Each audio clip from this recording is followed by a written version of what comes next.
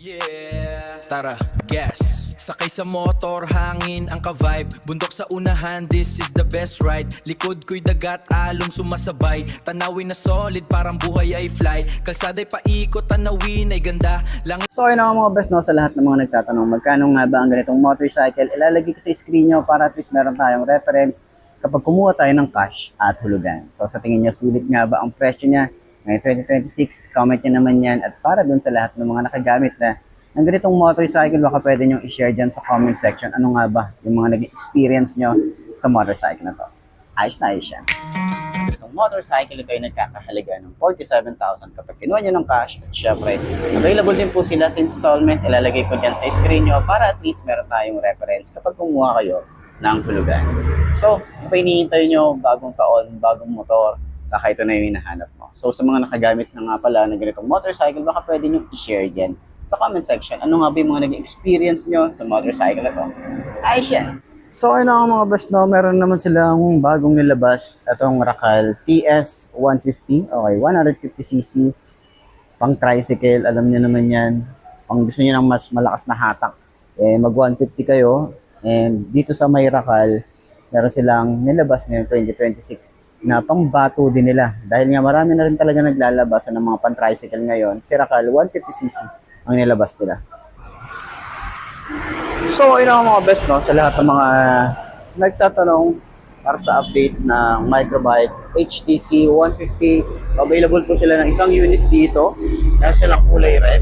So, marami pa silang available na color or colorway pagdating dito sa motorcycle ito. So, may Microbikes ng Rafael branch. Itong HDC 150. Kung mahilig ka sa mga tricycle or pang tricycle, available po sila 150cc sa halagang 47,000. Meron ka ng ganitong motorcycle. Okay?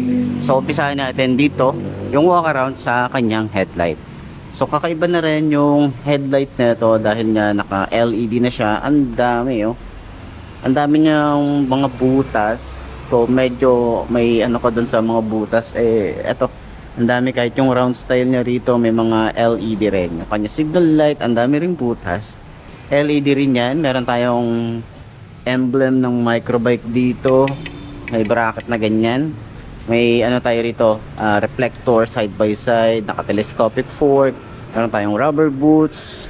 Metal yung kanyang fender. Ang size ng gulong ay 3x17, naka-tube type pa rin to. Naka-drum brake tayo sa harap. Naka-wide spoke din tayo rito. Yuanshin yung kanyang brand. Ayan. So, pag inikot natin sa kabilang side, meron tayo rito na available na pwede nyo pagtugtungan na nung bracket para sa tricycle natin or sa sidecar. Ayan. Naka Euro 3 na rin tayo rito. And then yung kanyang carb is naka Denny, ay U-All. Okay. Japanese brand din pala yung U-All. Ayan. So magandang klase na rin yung nilagay na carb. Ayan. So sa side ng makina ito, meron tayo rito Microbike na naka-engrave. May kickstart na rin tayo rito. May monitoring na rin tayo rito ng oil kapag in case na nakalimutan natin kung nagpa-change na ba tayo ng oil, mamamonitor natin dito. Ayan. Ay rito ang Racal. Tapos may decals tayo rito, kulay yellow and red. Meron tayong halogen bulb, dalawa yan. Meron tayong maliit dito na bulb. Okay. So pa box type naman yan. And then yung ating signal light, flexible naman, tsaka halogen bulb din. May reflector, yung cowling natin may ganitong design. Yung ating telescopic fork, meron tayong rubber boots. Yung ating fender is metal. Maganda yung paint job para sa shock natin. Naka drum brake, naka wide spoke na rin tayo rito. Ang size dito ay 3x17. And dito naman sa side, meron tayong naka ready na yung ating meron na rin tayong nakaabang dito para sa sidecar natin. Maganda rin yung pagkakahinang dito. Tapos yung makina natin dito naka push rod engine, 5 speed na rin ang isang to. Naka dual head shifter na rin tayo dito. Yung ating foot pegs hindi siya napi-flip, combination ng rubber and metal. Same lang din dito sa ating angkas, no? Malapa din yan. Ayan. So meron din tayong chain cover. 4 yung shock natin dito sa likod. Pwede nyo tanggalin or pwede nyo bawasan ng tig-isa. And meron tayo rito size ng sprocket ay 45T. Rear brake pedal, malapad. Ayan, yung tapakan niya malapad. And then, smooth din naman. Foot pegs natin dito. Combination ng rubber and metal. Yung ating tambucho, medyo mataba. Okay, yung elbow niya mataba na eh. Tapos, meron din tayo ritong cover. Metal na rin yan. Meron din tayo ritong foot pegs para sa angkas. Naka-round style din siya. Medyo maliit lang. Okay, so naka-dual shock, adjustable. Pwede nyo lagyan pa ng additional na shock dito. Ayan. Swing arm niya, hindi siya ganun kahaba. Maliit lang siya or maiksi lang siya. Naka-drum brake tayo dito sa likod. Naka-ward spoke na rin tayo rito. At yung kanyang size is 3x17. Ayan. Sa gas tank, metal na rin to. Ayan, yung kanyang cover. Okay, ayan, itsura niya. So, may microbike tayo rito na decal. Meron din tayo rito HDC na decal. Ayan. So, malaki na rin yung gas tank na ito. Sa upuan, malambot naman, pero hindi siya sobrang lambot. Nasa gitna siya. Nasa malambot at matigas. Kaya yun, nasa gitna lang din siya. May microbike dito sa side. Kaya yung bracket natin dito, malapad din. So, pwede na rin kayong maglagay dito ng top box. Ayan. Para sa mga gamit natin, additional storage. Yung ating taillight, meron tayong bulb type and then meron tayong LED dito sa taas. Okay, naka-box type naman tayo rito. Signal light niya LED, same ng design sa harap. Meron tayo ritong fender para sa kanyang ito ay metal. Pagdating dito sa side is plastic. Yan, yung fender natin dito sa likod. Ayan. Sa side naman, meron tayo ritong chain cover and then 45T yung kanyang sprocket size. Sa ating rear, same lang yung size ng ating tires. Naka 3x17 din. Naka drum brake din tayo dito sa likod. Meron tayong upuan na matigas talaga. No? Matigas siya pero makapal yung foam. Dito rin sa ating OBR, meron tayong bracket para sa top box natin. Then meron din tayo nitong bracket para in case na support din dito sa ating signal light na hindi siya masasagad. Pero flexible naman yan. Ayan o. Naka-bulb type din tayo rito or halogen bulb. Naka-box type din tayo rito para sa kanyang taillight. Naka-halogen bulb din tayo rito. Lagay ng plate. Yung ating fender is metal ito. Yung extension niya plastic. Ayan. So sa side, yung tambucho natin dito, meron tayong rakal na makikita rito at mahaba talaga yung kanyang tambucho. Ito yung itsura niya. So ingat din tayo rito sa mga aangkas dahil nga wala siyang cover. Okay, may kickstart na rin tayo rito.